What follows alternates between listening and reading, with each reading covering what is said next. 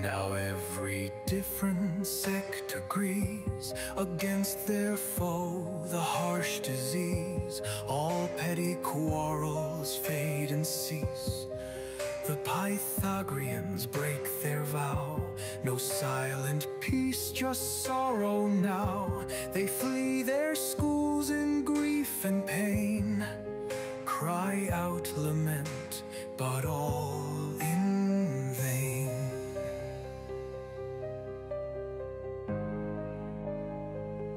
Their me tempts cyclosis, now they crave to live as beast or bird or wave. The Platonics curse that sacred year when all returns and all reappears. The Stoics too, once proud and still, call courage forth, but lack the will. The cobweb rules of calm collapse. Beneath death's roar they scream perhaps. The gods look down but turn away, no shelter. 기원전 430년 여름, 아테네를 중심으로 한 펠로폰네소스 동맹군은 아티카에 진을 치고 주변 지역을 침공했다.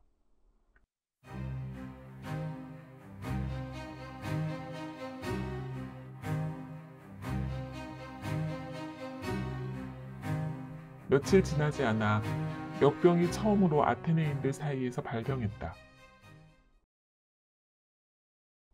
역병은 에티오피아 지역에서 처음 시작되었고 그 뒤 이집트와 아프리카 그리고 왕의 영토 대부분에까지 번졌다. 비슷한 병이 과거의 레무노스 등지에도 발생했다 하지만 이토록 크고 치명적인 역병은 역사상 어디에서도 기록된 바가 없었다. 병의 정체를 알지 못해 환자를 돌본 의사들이 먼저 죽어갔으므로 얼마 뒤 대부분의 의사가 죽거나 도망가 버렸다. 처음에는 항구 피레우스에 거주하던 이들이 영향을 받았지만 며칠 사이에 아테네 전역으로 병이 급속히 퍼져나갔다. 아테네가 치명타를 입은 이유는 불행하게도 당시 페리클레스가 스파르타의 공격에 대비해 시골 주민을 아테네로 집결시켜 인구가 밀집된 탓으로 보인다.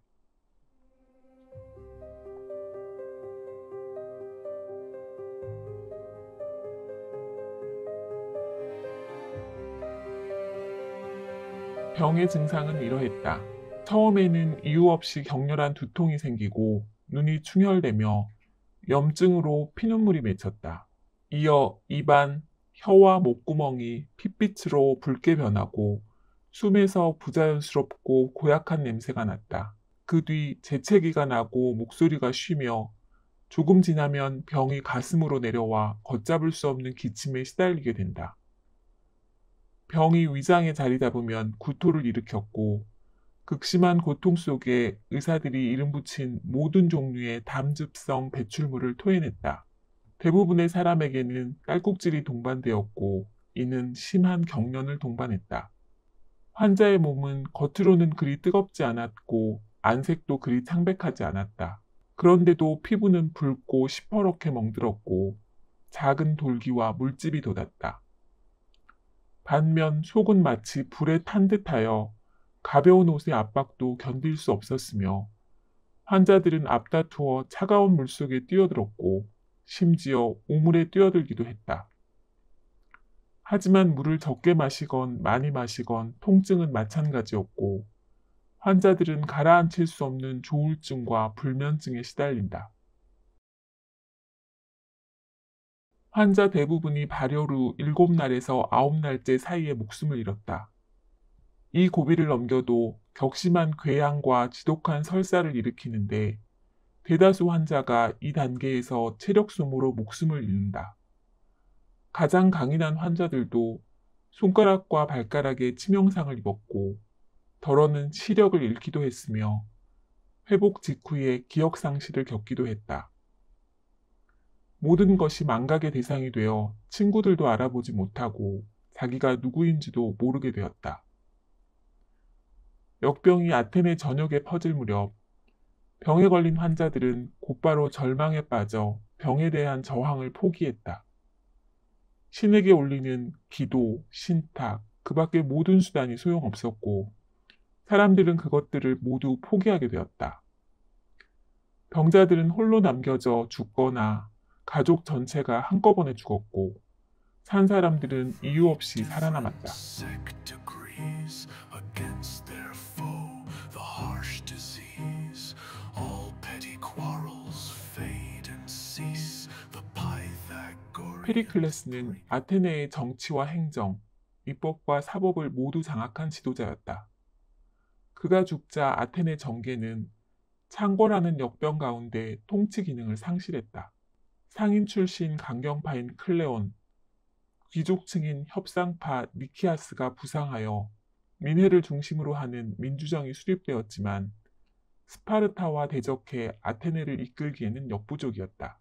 이런 가운데 페리클레스가 어린 알키비아데스를 후계자로 지목했다는 사실이 알려지자 강경파와 협상파는 합심하여 대책을 모색했다.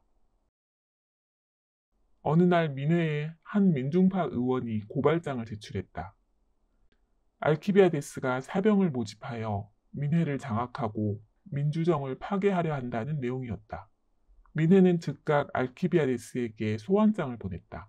하지만 당시 알키비아데스는 역병으로 아들을 잃은 데다 충격으로 드러누운 히포니케를 간호하느라 처가에 있어 소환 사실을 알지 못했다. 피고인이 사라졌다는 보고를 받은 민회는 즉각 알키비아데스를 반역자로 규정했다. 그 즉시 알키비아데스에 대한 체포령이 떨어지고 그와 그의 처가에 속한 모든 재산에 대한 국고 환수령이 떨어졌다. 아테네 병사들이 두 집안을 포위한 가운데 처가에 쳐들어갔지만 알키비아데스는 거액의 재산을 마차에 싣고 사라진 뒤였다. 민회는 알키비아데스에 대한 도편 투표를 시행하여 그에 대한 추방령을 선고했다.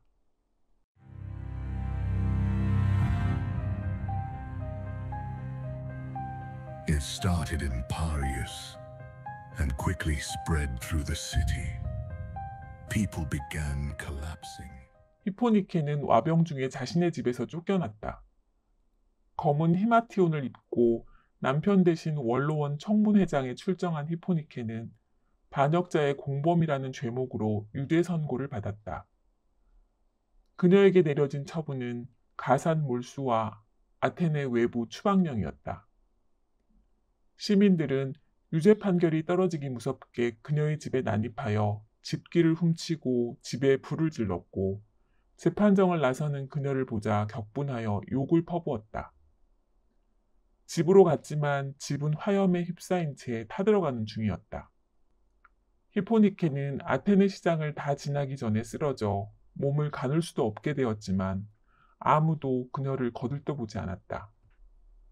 아이들마저 그녀를 알아보고 돌을 던지며 놀려댔다. 겨우 정신을 차린 히포니케는 군중들을 피해 도망쳐 이카비토스 언덕으로 올라갔다.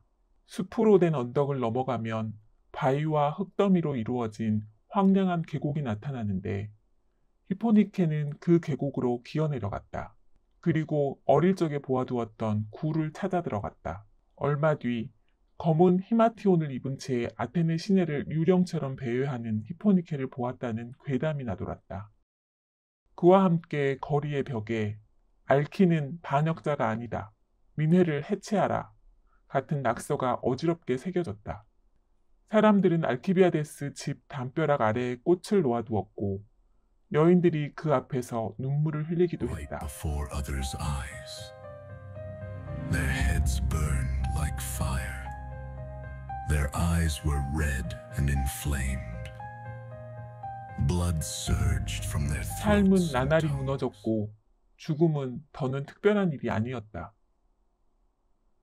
아테네 시민들은 이미 겪고 있는 고생에 더해 시골 사람들이 시내로 밀려드는 바람에 더욱더 어려움을 겪었다. 어려움이라면 밀려 들어오는 사람들 쪽이 더했다. 겨울철에는 들어가 살 집이 없어서 여름철에는 숨이 막히는 오두막에서 살다가 무더기로 죽어갔다. 죽어가는 사람들이 여기저기 포개져 있었고 반쯤 죽은 사람들이 길거리를 헤매었는데 갈증에 시달리기 때문에 특히 샘 근처에 많이 모였다. 그들이 들어가 살던 신전들 또한 시체로 가득했다. 머리 위에 떨어진 재앙이 너무나 엄청나 사람들은 절망적인 심정이 되어 법을 아랑곳하지 않게 되었으므로 신의 법과 세속의 법이 모두 무너졌다. 사람들은 시체를 되는 대로 처리했다. 가족이 여럿 죽는 바람에 장례 재료가 다 떨어진 사람들이 민망스러운 방법으로 시체를 처리한 것은 어쩔 수 없는 일이었다. 남들이 만들어 놓은 장작 더미를 새치기 해서 자기네 시체를 올려놓고 불을 붙이는 사람들도 있었고, 다른 시체를 태우고 있는 장작 더미 위에 폭에 올려놓고 가버리는 사람들도 있었다.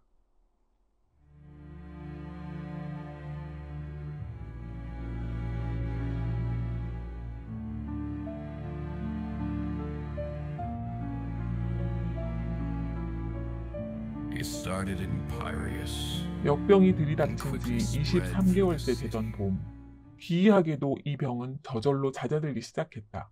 마치 죽음의 신이 저절로 물러간 듯 보였다. 하지만 아테네는 회복 불능의 파괴 상태에 놓여 있었다. 아테네인의 3분의 1이 죽었고 3분의 1이 환자 상태였고 나머지만이 제대로 거동할 수 있었다. 그런 와중에 이상한 소문이 나돌았다. 어떤 동네에서는 비록 격리 상태지만 모든 사람이 건강해서 마치 별천지의 사람 같더라는 말이 민회는 감시관을 임명하여 소문의 진원지로 파견했다. 해당 동네는 뜻밖에도 헤파이라인 테오도테의 사유지였는데 그녀는 역병이 터진 직후 모든 헤파이라와 상당수의 철학자를 초청한 뒤 자신의 사유지를 격리했다는 것이다. 그곳에는 역병 발발 이후 지어진 치유공간이라는 돔형의 정원이 있었고 사람들은 거기에 거주하는데 일부 환자가 있기는 했지만 대부분 건강할 뿐만 아니라 이전보다 훨씬 건강한 생활을 영위하고 있더라는 것이 감시관의 보고였다. 감시관의 끈질긴 설득 끝에 테오도테는 민회에 출두하여 그 정원의 내막을 상세하게 밝혔다. 하지만 치유공간은 테오도테의 재력으로 유지하기에는 너무나 많은 재원이 필요한 곳이었다. 처음에는 답변을 거부하던 테오도테는 자금 출처를 밝히지 않으면 처벌할 수 있다는 강권에 마지못해 입을 열었다. 테오도테, 우리는 당신에게서 그것을 뺏으려는 게 아닙니다. 클레온 의장님, 무얼 알고 싶으세요? 자애로우신 아테나께 명세코, 대체 누가 당신에게 그처럼 막대한 자금을 제공했는지 진실만을 알고 싶을 따름입니다. 그 말씀을 믿고 싶군요. 그이는 알키입니다. 알키라니 정확히 말씀해 주세요. 예, 여러분이 아시는 클리니아스의 아들이자 페리클레스의 조카 알키비아데스입니다. 조용, 여러분, 조용해 주세요.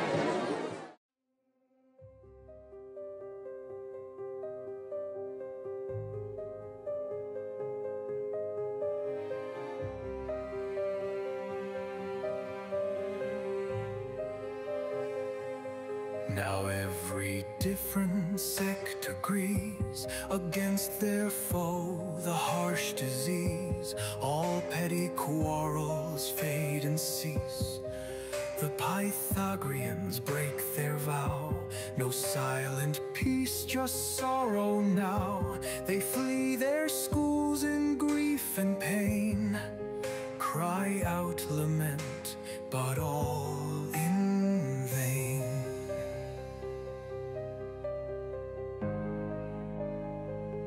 Their meat tempts cyclosis, now they crave to live as beast or bird or wave. The Platniks curse that sacred year when all returns and all reappear. 현대의 진단. Quarrels fade and cease. The Pythagoreans break their vow. No silent peace, just 현대의학의 분석에 따르면 아테네 팬데믹은 기원전 430년 여름 첫 6개월 사이에 급격히 확산하였다. 이어 12개월까지는 감염과 사망이 모두 폭증했다. 13개월이 지나면서 진정 추세를 보였고 감염자가 계속 줄어가다 23개월이 될 무렵 확산이 중지되었다. 30만 아테네인 가운데 26만 명 이상이 감염되었고 순 사망자는 8만 명이 넘었을 것으로 추정된다. 결국 죽거나 피신한 사람으로 인해 아테네 인구가 절반 이하로 줄었을 때 역병은 멈추었다. 치료로 역병을 이긴 것이 아니라 견딜 수 있는 사람이 견뎌서 역병이 물러간 것이다. 현대학자들은 아테네 팬데믹의 원인을 발열성 장티푸스나 에볼라 바이러스 등으로 보지만 일치된 견해는 없다. 다만 당시 팬데믹이 갑자기 중단된 이유는 다음 요인들이 상호작용한 것으로 본다. 첫째, 전염고리가 끊어지고 전파 속도가 줄었다. 감염자 상당수가 사망하고 살아남은 이들은 자연 면역을 얻어 바이러스의 숙주가 사라졌다. 팬데믹은 애초 페리클레스가 시골 주민을 아테네로 집결시켜 인구가 밀집된 상태에서 비롯했는데 사망자와 도피자가 급증하여 과밀화가 해소되자 그만큼 전파력이 약화한 것이다.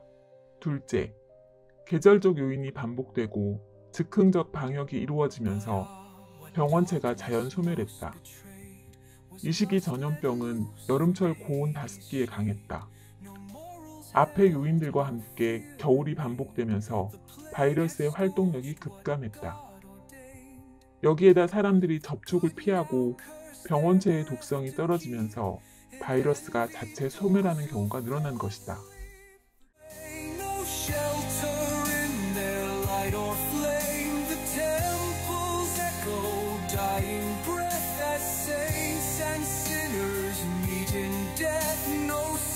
Too foul, no shrine too pure.